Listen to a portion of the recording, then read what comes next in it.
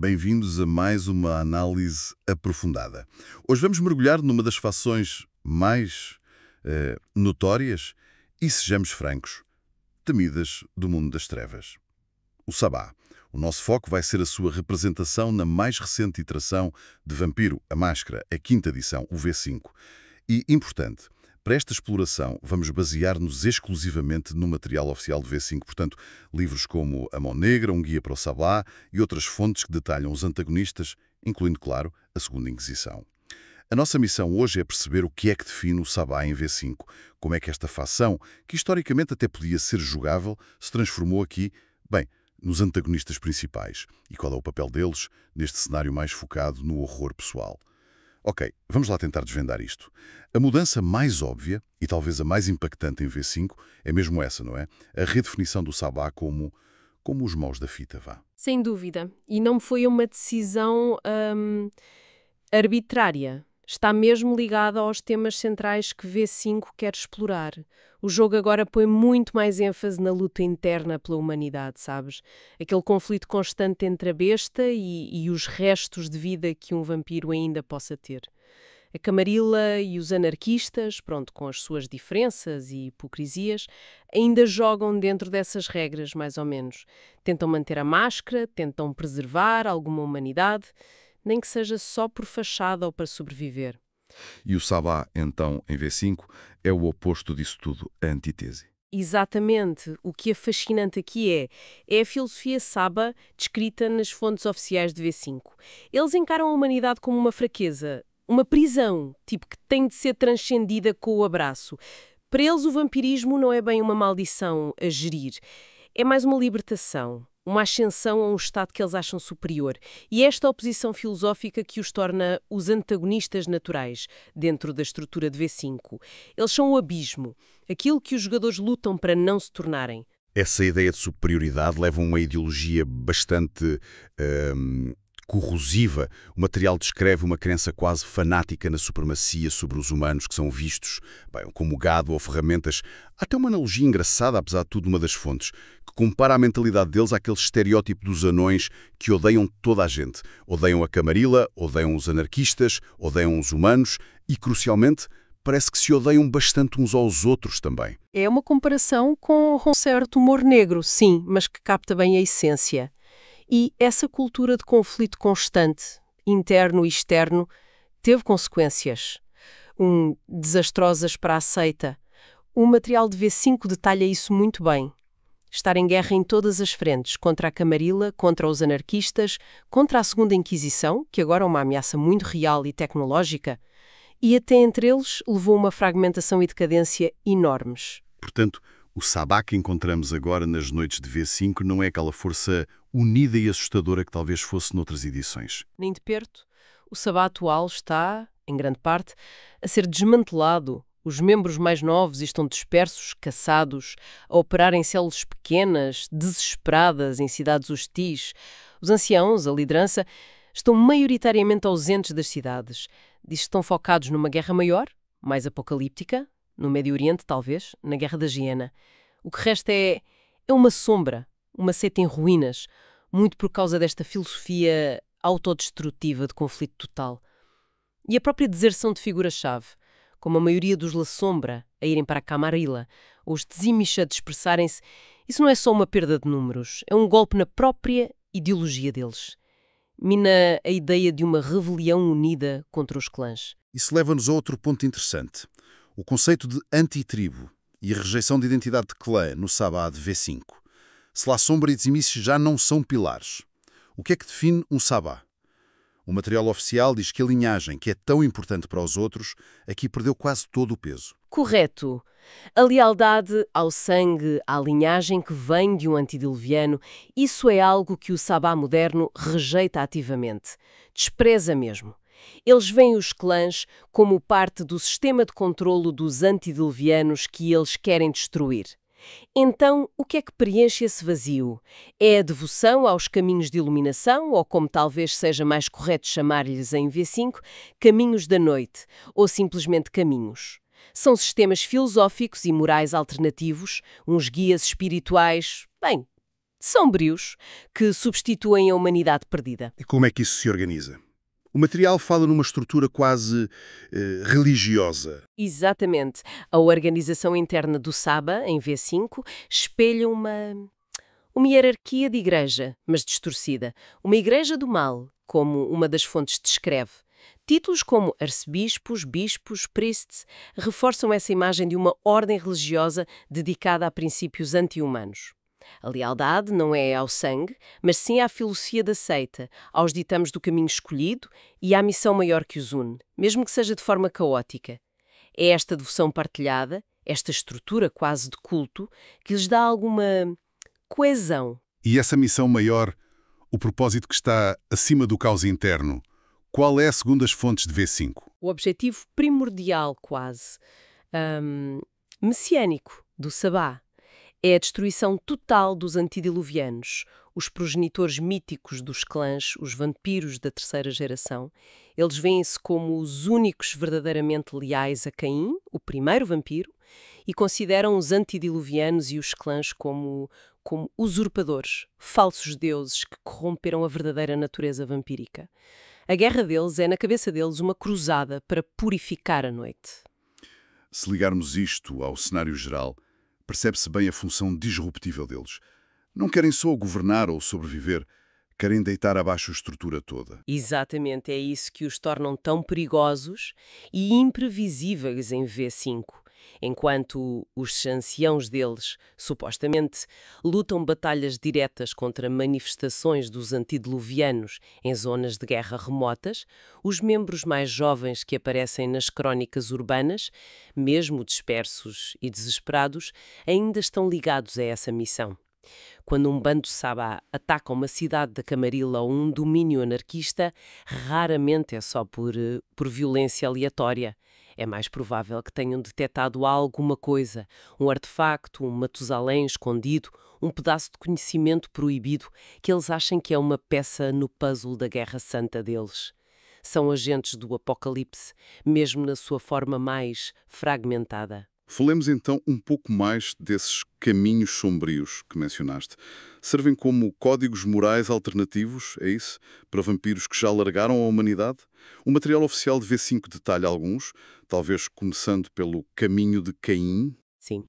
O caminho de Caim é um dos mais proeminentes. Foca-se na sobrevivência brutal, na mestria do sangue vampírico como arma e ferramenta e na aceitação total da natureza predatória. As disciplinas associadas, tipo potência, metamorfose e animalismo, refletem bem essa orientação física selvagem. O material até sugere que seguir este caminho pode, em casos raros, fortalecer o sangue do vampiro, simbolizando uma aproximação ao poder de Caim. Ok.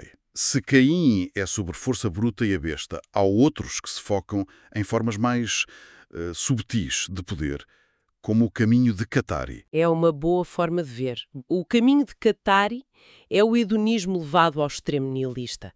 A busca da corrupção através do prazer, da depravação, da exploração das fraquezas dos outros. As fontes associam-no a disciplinas como auspícios, presença, ofuscação, indicando um foco na manipulação sensorial e emocional para levar outros à perdição. Embora pareça uma busca pelo prazer, o material sublinha que é feito com uma crueldade fria, calculista. Usam o vício e o desejo como armas. Depois temos um caminho que parece ir ainda mais fundo na escuridão. O caminho da morte e da alma. Esse está intimamente ligado à disciplina Oblivion. Explora os mistérios da morte, das almas, do vazio para lá da não-vida. Atrai aqueles fascinados pelo fim, pela entropia, talvez com práticas necromânticas, controle sobre fantasmas, sombras. É descrito como um caminho introspectivo, mas profundamente mórbido, sinistro, focado no poder que existe na decadência e no esquecimento. Encontraste o caminho do poder e da voz interior. Parece mais focado no controlo, não? Sim, o foco aqui é o domínio.